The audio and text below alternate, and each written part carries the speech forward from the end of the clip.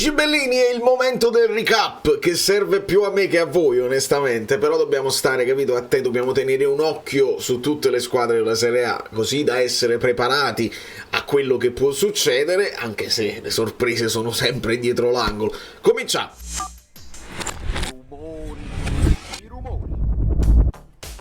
Eh sì, dobbiamo capire le competitor come stanno messe, perché uno se pensa solamente al Napoli e non vede le altre potrebbe non bastare, e dobbiamo capire bene come siamo messi. Le sorelle, esistono le sorelle, sono le milanesi, sono le più forti, Weds, che fine farà?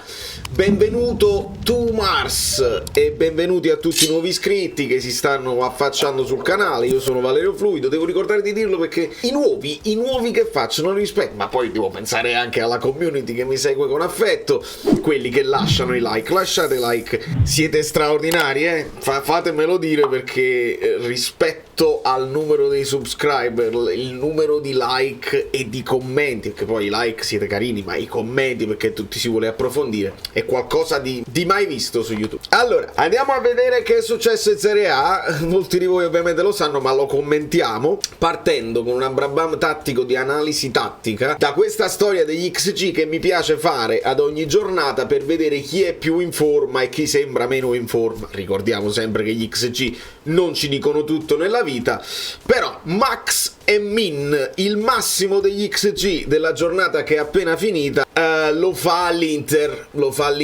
prepotente, l'Inter con un 5.21, 4 gol li fanno, quindi non solo creano ma beccano anche la porta e sono stati insomma potentissimi. Quello che ha fatto il minimo XG lo vedete qua ed è proprio il nostro prossimo avversario, 0.10, ma andiamo con calma perché non è fatta già, ci ripigliamo con i geni, dobbiamo andare con calma. Se facciamo questo errore rischiamo di prenderlo dietro alle orecchie, scappellotti dietro le orecchie. Allora andiamo veloce sulle partite e mi perdoneranno i tifosi del Frosinone, del Cagliari, insomma andiamo veloce sulle partite che non riguardano la lotta per i primi posti, però ne parliamo perché comunque prima o poi le dobbiamo affrontare, quindi è bene avere una panoramica. Sassuolo Verona 3-1. Quello che subito viene all'occhio è che è tornato Berardi, fa 2 gol, segna il rigore, il primo gol bello, e insomma il Sassuolo con Berardi è un'altra squadra, è di una banalità irrispettosa quasi per la vostra intelligenza, ma è anche vero. E poi anche il gol di Pinamonti, oramai fa notizia il gol di Pinamonti perché era uno che per anni è sempre bloccato e segna poco nonostante le possibilità fisiche e le capacità. E insomma c'è equilibrio a livello di possesso palla, anzi il Verona fa più possesso palla, il Verona che sta cercando più o meno di cambiare un po' pelle rispetto al Verona di Juric, il Verona che deve per forza distruggere il gioco. Lo vuole fare il gioco sicuramente e ha dei giocatori interessanti, perché questo Ngonge continua a essere pericoloso, un peperino tutto mancino, in questo caso sembrava volesse crossare ma la palla finisce in rete. Foloruscio sempre interessante, Duda mi piace tanto, Doig non è male, insomma è una squadra che sta cercando di cambiare un pochino pelle, però il Sassuolo gioca a pallone e quando mettono palla a terra e finalmente hanno uno che può fare la differenza, e ovviamente è un'altra squadra, quindi sotto questo punto di vista fortunato il Napoli ad averlo incontrato senza Berardi. Dobbiamo dire tutto, non possiamo dire perché adesso il Napoli siamo stati fortissimi con Sassuolo, sì, però con loro in 10 uomini da subito, dal 50esimo, e senza Berardi, quindi attenzione. Però sento anche già gente che sta andando già sul Garcia out, non esiste proprio, e ho delle cose da dire, quindi rimanete collegati perché alla fine focus sul Napoli che ci interessa moltissimo. Dopodiché Roma-Milan, ovviamente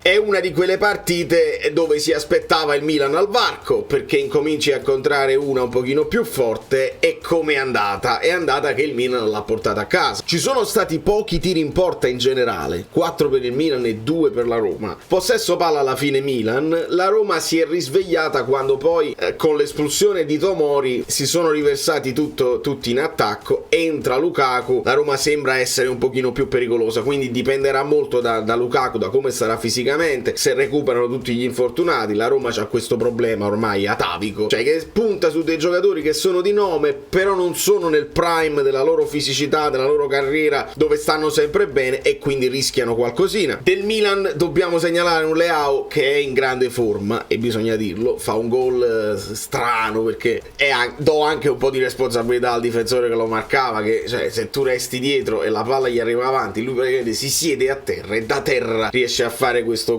colpo al volo. Però mi sembra proprio brillante Leao, quando prende palla al piede in velocità se ne scappa da qualche parte ed è difficile da fermare. Di questa partita si segnalano le tante polemiche per il rigore su Loftus-Cheek, che per me era rigore tutta la vita, perché Rui Patricio lo prende sullo stinco con la gamba altissima, la palla non la vede proprio, di conseguenza per me non ci sono discussioni. Molti invece hanno detto non è rigore mai. Nei commenti vi potete ancora divertire, io ho visto dei commenti sul mio short sul Milan, molti dicono non è possibile, anche a tifosi di altre squadre neutrali. Quindi questo è uno di quei rigori grigi che evidentemente lascia aperte delle discussioni. Per me è netto senza discussione, anche perché c'è il danno procurato, non serve che lo prenda intenzionalmente, e ricordate che al contrario basta l'intenzione del fallo. Ricordate bene. Quindi Milan a punteggio pieno, e restano appaiate loro due, le milanesi. Teniamo sempre un occhio ai falli, che secondo me è una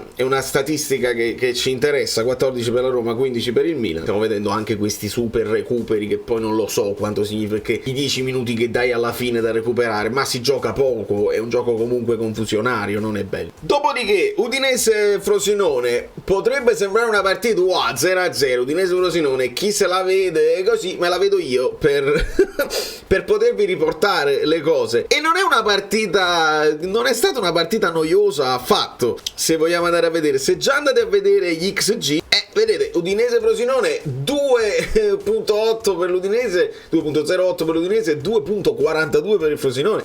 Ci hanno provato in tutti i modi, è stata una partita anche divertente, quindi non lasciatevi ingannare dal risultato ad occhiali, come si diceva nei tempi immemori, perché è stata forse più divertente di tante altre che hanno fatto tantissimi gol, con un certo equilibrio anche di possesso palla, più tiri in porta l'Udinese, quindi qualcosa da recriminare forse l'Udinese ce l'ha, meno falli il Frosinone. E poi oltre ovviamente al taglio di capelli, le acconciature di Silvestri che vanno sempre sottolineate, ci sono stati 2 rigori tolti poi dal VAR, uno c'era un fuorigioco, un altro è stato chiamato il fallo in attacco di Lucca, e poi c'è stato un autogol che è stato tolto dalla goal line technology perché la palla sul cross era già uscita. Quindi sì, 0-0, ho capito, però è stata la partita più divertente di quello che si potesse aspettare. Dopodiché Bologna-Cagliari l'ho vista, questo Fabian, che non è il nostro Ruiz, tocca un pallone ed è il pallone decisivo che dà il gol al Bologna che sbaglia un rigore con Orsolini, che la stampa sulla traversa. Questa qua l'ho guardata bene, perché il Bologna di Thiago Motta non gioca affatto male, ha delle idee ed è interessante. E poi questo è un po' un mio pupillo che io ho cominciato a vedere già dall'anno scorso,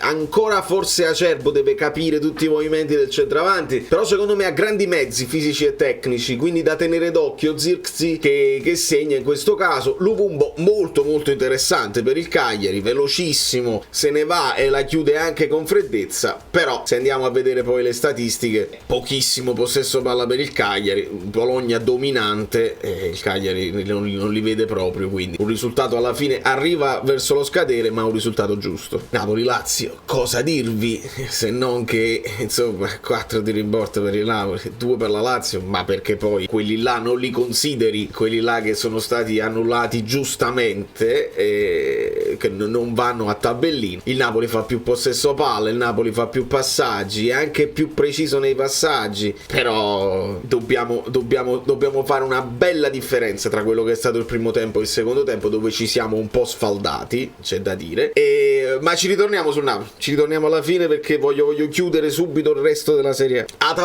Atalanta Monda l'Atalanta Monda rappresenta insomma l'affermazione totale di Scamacca come la punta che in questo momento risolve le cose di Gasperini. Fa 2 gol anche belli, poi ci aggiungiamo il gol di Ederson. Il Monza sempre, vedi, sempre il possesso palla, sempre vuole fare la partita, e infatti cominciano anche bene, danno dei pericoli. Attenzione a questo 3-0, non sottovalutiamo il Monza e non esaltiamo l'Atalanta, però poi sono stati solidi nel mantenere il risultato e nel chiuderlo nel secondo tempo. Forse anche l'Atalanta sta cominciando a fare qualche fallo di meno, forse c'è arrivata la notizia, attenzione, i falli, le ammonizioni. La partita dei falli è la prossima, che è Torino-Genoa, che la sblocca Radonic nello scadere dello scadere, 1-0, e questa qua l'ho guardata con un po' di attenzione in più perché il Genoa ci riguarda. Noi adesso abbiamo 4 partite consecutive dove dobbiamo fare obbligatoriamente 12 punti se vogliamo veramente puntare a difendere lo scudetto. Se non succede questo, io continuo a dire che dobbiamo andarci con calma, dobbiamo dare il tempo di lavorare a Garcia, perché facciamo il paragone con l'anno scorso, quello che risulta evidente: normalmente il Napoli aveva vinto le prime 2 e aveva pareggiato la terza, però erano le altre 2 che non stavano in quella forma che stanno in questo momento. Ecco perché dobbiamo guardare anche le altre squadre. E quindi un Genoa che onestamente crea pochissimo, l'abbiamo visto, proprio 0.1 di XG, quindi crea poco, solo 2 tiri in porta, poco possesso palla, però non ti fa giocare bene. Sono messi probabilmente bene in campo. Il Torino tiene una bella squadra, con l'ingresso di Zapata hanno anche una punta importante, se sta bene fisicamente il Torino è bene, però nonostante abbia una bella squadra, che se vai a vedere anche i nomi sono tutti interessanti, da Vlasic, Zapata, Ricci, Tameze, Belanova, Voivoda, insomma è veramente una squadra che può fare un campionato che si avvicina verso la zona dell'Europa. E il Genoa con questo alberello di Natale comunque dà fastidio. Vedete, questi sono centrocampisti di rottura, Strootman Garcia lo conosce bene, saprà cosa fare. È il percorso del Genoa che probabilmente dopo l'imbarcata della prima giornata magari tu ti sei reso conto e dici ok, non posso prendere 4 gol così, forse dobbiamo essere un po' più prudenti, e la prudenza poi ha portato a 3 punti, perché ce lo ricordiamo bene, nella giornata poi precedente hanno fregato proprio la Lazio 0,94 la Lazio, 0,70 il Genoa, e vince il Genoa. Quindi attenzione, sono partite toste, sono partite difficili, sappiamo benissimo che il valore del Genoa non è nemmeno paragonabile a quello del Napoli, ma bisogna farla la prestazione, bisogna andare veloci, perché fisicamente non devi stare tranquillo, devi andare veloci, e se i giocatori li vedi in campo che non vanno come devono andare, per esempio Anghissà, sostituisci, fai entrarli i nuovi, li dobbiamo vedere all'epoca, no, all'opera, perché altrimenti non lo sappiamo. Ecco perché io facevo la riflessione anche su Twitter, dicevo ma forse, lo so è facile dirlo adesso, però lo pensavo, qualche amichevole un po' più un po' più pregno con qualche avversario un pochino più tosto, perché è normale che se incontro l'Apollon i tifosi mi vengono a dire ma Colisaco è buono, se lo possiamo pure tenere, e no, con l'Apollon va benissimo Colisaco, e con delle squadre un pochino più forti che ti renderesti conto che Colisaco va a 2 all'ora, c'ha la fisicità, ma non può giocare in Serie A onestamente in questo momento, quindi qualche amichevole forse andava a fare. E quindi arriviamo a Inter-Fiorentina, che ho guardato abbastanza bene e ho visto una squadra onestamente tostissima, velocissima, già mi sembrano in grandissima forma fisica sono anche precisi quando ti fanno a fette in contropiede, perché si sa che la Fiorentina di base vuole giocare a pallone e vuole avere il pallino del gioco, è chiaro, 61%, però se poi ti scopri, senti bene Napoli, se poi ti scopri al contropiede è chiaro che basta un 39% all'Inter per poi andare velocissimo nel ribaltamento dell'azione. Di 21 tiri totali che fanno, 11 vanno in porta,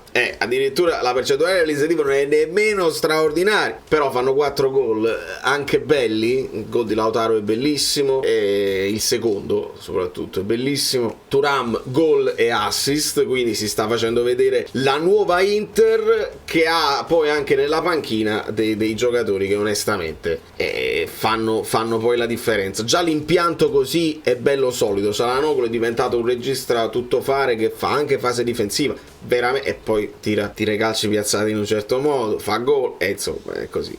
Esce Barella, entra Frattesi, esce Dumfries, entra Quadrato, esce Di Marco, entra Carlos Augusto, insomma è una bella squadretta proprio. Non si può escludere dalla lotta per lo scudetto solo perché ci sono arrivati 20 punti indietro, non si può, quest'anno è un'altra stagione. E poi si può parlare della fase difensiva di Italiano. Italiano è un bravo allenatore sicuramente, che però deve ancora fare la sua esperienza, quindi per questo io, quando si parla di Italiano, di allenatori giovani che in futuro poi diventeranno anche importanti, calma, e devono avere anche il tempo di lavorare, quindi metterlo poi in una piazza tosta come quella del Napoli, piano piano. Empoli-Juve, c'è abbastanza equilibrio di possesso palla. L'Empoli, lo sapete, è una squadretta che piace giocare palla a terra, c'è molto equilibrio anche nei falli fatti, insomma, però la Juve va molto di più al tiro, 5 vanno in porta, Empoli completamente spuntato, e forse Caputo da solo non basta, sono tutti piccolini, e la Juve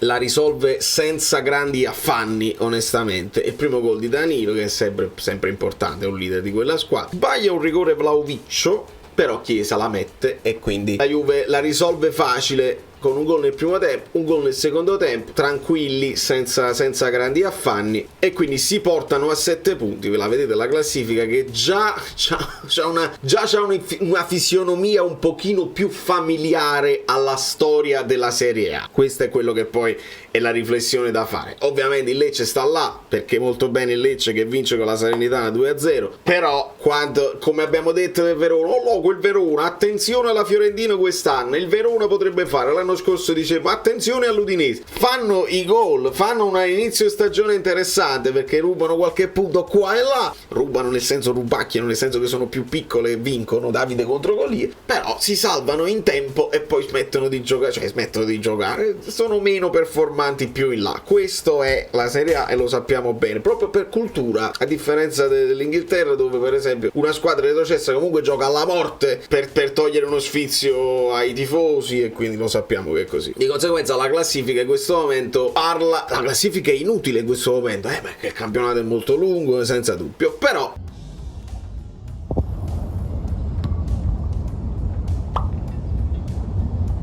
dopo l'inciampo dell'Atalanta arriva l'inciampo del Napoli, e quindi c'è equilibrio qua. Quindi Lecce e Verona non li consideriamo proprio. Fiorentina che ne vince una, pareggia un'altra, ne perde quell'altra. Adesso stanno cominciando gli scontri diretti, adesso si vede più che la classifica, perché secondo me gli scontri diretti non sono mai decisivi per la classifica finale, con le piccole che non devi mai perdere. Gli scontri diretti ognuno si ruba punti a vicenda e va bene così, però si sta cominciando a delineare questa cosa qua. Quella che è la sorpresa assoluta è che la Lazio sta qua con soli 3 punti presi dal Napoli, ovviamente, e anche la Roma, che è un'anomalia vedere la Roma ad un punto in 3 partite, quella è l'anomalia più grande. Ci si poteva aspettare un Cagliari qua, l'Empoli deve fare qualcosina sicuramente, e il resto è forse il Frosinone che sorprende qui a 4 punti, mentre il Monza sta a 3 un pochino più giù, ma c'è una Caciara qua, Caciara dei Ciociari. La cosa bella, la cosa interessante che ci fa avere questa attesa, perché adesso sabato gioca la nazionale e ce la guarderemo onestamente, piaccia o non piaccia all'Italia. Voglio capire anche Spalletti cosa riesce a fare con questo materiale umano, ce la dobbiamo vedere, la dobbiamo analizzare, penso che farò un'analisi approfondita. Già vedeva Rob, perché devo suonare, però mi organizzo sicuramente. Poi ci sarà un'altra partita il 12 di settembre, e il 16 torniamo in campo. Però in questa giornata si può ribaltare un pochino tutto, e si può anche tranquillizzare un pochino il tifoso medio, che è molto preoccupato, perché capisco, se guardate l'Inter mi preoccupo anche io, perché hanno dimostrato una solidità, una forza, hanno sistemato. Guarda che è stato un grande mercato quello dell'Inter, attenzione. E adesso si vede, poi il video sul mercato probabilmente vi arriva domani, dove analizziamo quello del Napoli, ma anche un po' quello delle altre squadre. Per forza lo devi fare, voto o non voto, va analizzato. Il Milan dimostra grande entusiasmo, perché tantissimi nuovi acquisti, che invece di rimpolpare la panchina sono effettivamente dei nuovi titolari, e quindi stanno dimostrando delle cose interessanti, e si incontrano, perché c'è subito il derby. Se la Juventus deve incontrare la Lazio, e capiremo se effettivamente la Lazio è uscita dalla crisi o sono ancora in crisi, cosa secondo me probabile,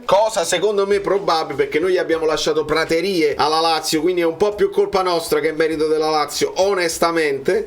Juventus-Lazio, quindi la solidità della tranquillità di quelli che ti aspettano contro una Lazio che con noi ha giocato in contropiede, ma che si dovrà prendere il pallone, sarà interessantissimo da vedere. Il derby di Milano, che già potrebbe stabilire chi quest'anno vuole la seconda stella stella, perché loro lottano per la seconda stella essendo entrambe a 19 scudetti, e poi il Napoli va a Genova. Di conseguenza abbiamo un'occasione importantissima, queste due pareggiano per esempio, tu fai la voce grossa contro il Genoa e non ci sono discussioni, possiamo diventare anche risultatisti, portare 3 punti a casa, perché altrimenti si entra nel drammone e non facciamo il paragone, ma pure l'anno scorso. Abbiamo capito, però l'anno scorso la differenza che dovete fare è che l'anno scorso era il secondo anno di Spalletti, si erano aggiunti Kim e Kvara, che poi avete visto che avevano il talento e si vedeva subito, e quindi si partiva da una base solida, si sono tolti dei giocatori che erano esausti, si sono aggiunti quelli là nuovi, ci aggiungi Raspadori, dopo aver sistemato quei 2 pareggi alla terza e alla quarta giornata il Napoli è andato dritto per la sua strada e ha cominciato a non perdere più niente. Quest'anno la preoccupazione è legittima semplicemente perché tu hai cambiato tantissimo, cambiando Spalletti con Garcia,